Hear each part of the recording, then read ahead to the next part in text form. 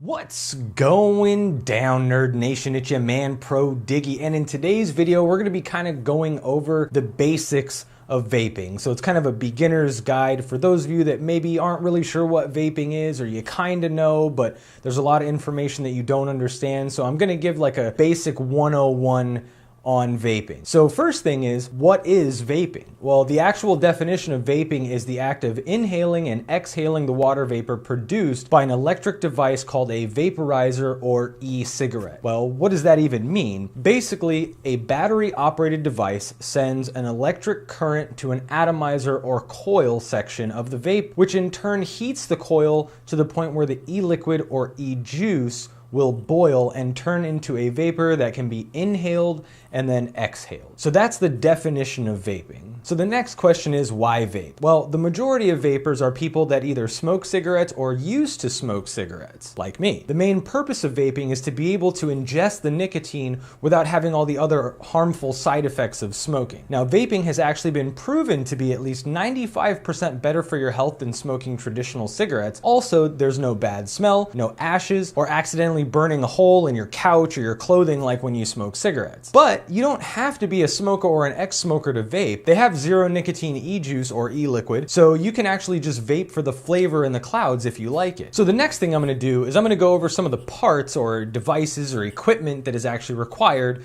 to vape. So the first thing is, what is a mod? And regulated versus unregulated. But basically, a mod is essentially the device that your atomizer connects to that houses the batteries. A regulated mod is much safer because it has a chip in it that allows you to control the power output of the device. It also has protection measures in place, for example, to make sure the atomizer is not shorting out or that the ohms aren't too low, which can put too much strain on the battery and then cause it to fail. An unregulated mod is a mod that does not have the ability to control the power outputs and outputs power based on the current voltage of the battery and the resistance or ohms of the coil that is in the atomizer. Now, unregulated mods are for much more advanced vapors, and they're definitely not recommended for beginners. The next thing we're going to talk about are types of atomizers. Now, an atomizer is essentially the thing that heats up to turn the e-liquid into vapor. Now, there's a few different types of atomizers. There's tanks, RTAs, which stands for rebuildable tank atomizer, rdtas, which are rebuildable dripping atomizers, and rdtas, which are rebuildable dripping tank atomizers. So it's basically a cross between an RDA and an RTA. Now, tanks are generally not rebuildable. Sometimes they'll have what's called an RBA section, which is basically a coil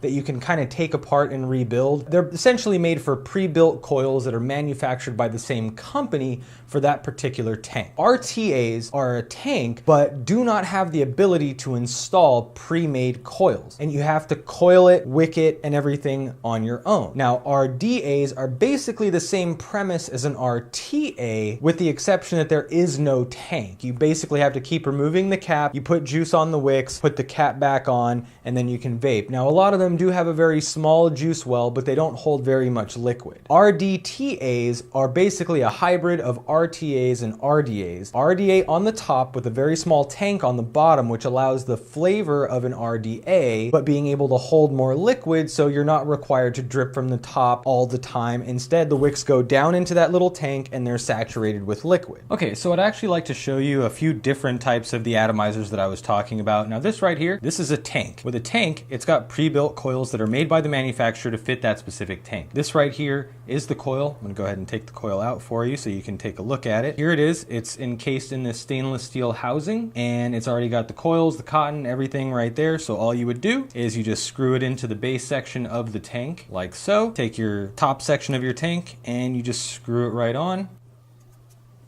Throw some juice in it. In this particular case, it's a top fill, so you just slide the cap over, you put your juice in that little kidney hole right there, and you're ready to vape. The next one is an RTA, basically like a tank, except for the fact that you have to build it yourself. So I'm going to go ahead and unscrew the bottom section here, and as you can see, there are some coils in here you would then have to take your cotton, you put your cotton through the coils to wick it, put everything back together, put your juice in the top of the tank up here, at least on this particular tank. Some of them have different ways to put the juice in, but on this one, it's just two big kidney holes right there. You put your juice in, put your top cap back on, and you're ready to vape. Now the next atomizer, the RDA, the rebuildable dripping atomizer. I'm gonna try and get this top cap off. This right here is the adjustable airflow control ring. Here is the barrel section. And then here is the build deck. So what you would do is you would install coils, or in some cases coil, you would install one, but in this case this is a dual coil deck, so I would install 2 coils on here. I'd put my cotton in and wick it. As you can see, it doesn't have a tank or anything, so the juice basically is just on the wick, on the coil, and a little bit down in this juice well. But eventually what you have to do is pull this top cap off, put some more juice down in there, put the top cap back on, vape, vape, vape, and then once you start to get low on juice, you'll have to pull the top cap off, put some juice in, etc. So you have to do that a bit more often than you do with tanks. Plus with tanks, you can actually see there's going to be liquid in here. You'll be able to see when it's getting low. Now the fourth one, unfortunately, do not have an rdta, but essentially it's the same thing as what you saw here on the RDA, except for the fact that there'll be a clear glass tank on the bottom of it, and the wicks will actually go down into that to be able to pick up the juice and go to the wick. Now since I don't have one, I'll just put a picture up on the screen so you can see what I'm talking about. And those are the different types of atomizers. Which brings me to the next section, which is coils. Now there's pre-built coils, and then there's building your own coils. Pre-built coils are coils that are completely built, ready to go. They have the coil, the wick is all enclosed in a stainless steel housing that you just kind of screw into a tank, throw some juice on there, put your tank together, and you're ready to vape. Now building your own coils requires more knowledge and practice. Essentially you would make, or you could even buy a pre-made coil. You install it into your RTA, your RDA, or your RDTA, but then you have to wick the coil with cotton or the medium of your choosing. Then you put the juice on it, put everything together, and then vape it. So now let's talk about e-juice or e-liquid. They're exactly the same thing, just with different names. E-liquid, it's a mixture of up to 4 main ingredients. It will consist of PG, which is propylene glycol, VG, which is vegetable glycerin, nicotine, if you choose to have nicotine. They do have 0 nicotine e-liquids, and a flavoring. Some liquid is 100% PG, others are 100% VG, or sometimes there are different ratios of both, such as 70 VG, 30 PG, which is a very common ratio. Now, propylene glycol is an organic compound that is mainly used as a flavor carrier, as the flavors used in e-liquid bind better to PG rather than VG. PG is found in antifreeze, which make people think that, oh, it must be bad. Water is also found in antifreeze, and water's clearly not bad. Well, PG isn't bad either, and it's actually a common ingredient in asthma inhalers.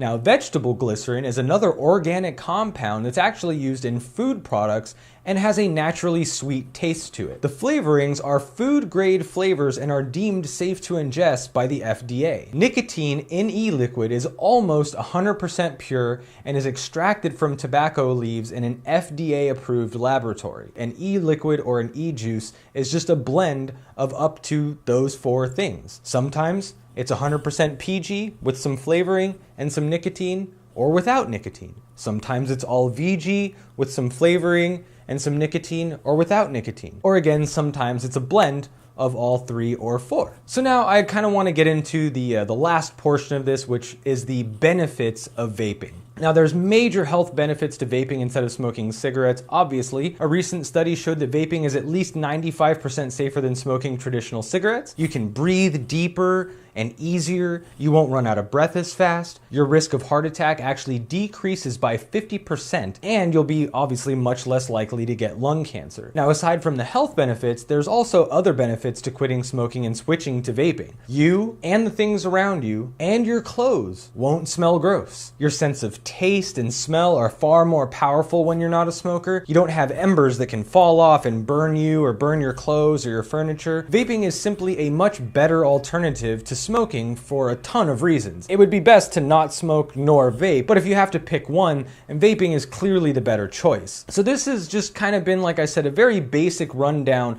of what vaping is for those of you that aren't really sure. Before I started vaping, someone asked me if I wanted some juice, like if I vaped, and I immediately associated associated vaping with like some kind of like way of smoking weed, which there's a lot of people that actually think that that's what vaping is. There are ways to vape THC, but that's not what I do, and the majority of vapors don't generally vape THC. That's a totally different thing. When you think of vaping, don't automatically associate it with THC or marijuana, because that's not the case. So hopefully you guys enjoyed this, and hopefully it was educational and informational to you. If you liked the video, well then like the video. If you enjoy my channel, make sure to subscribe, and don't forget to catch my last video also on the screen. That's pretty much it. I hope you guys enjoyed yourselves. Don't forget, until next time, coil it, wick it, juice it, and vape it.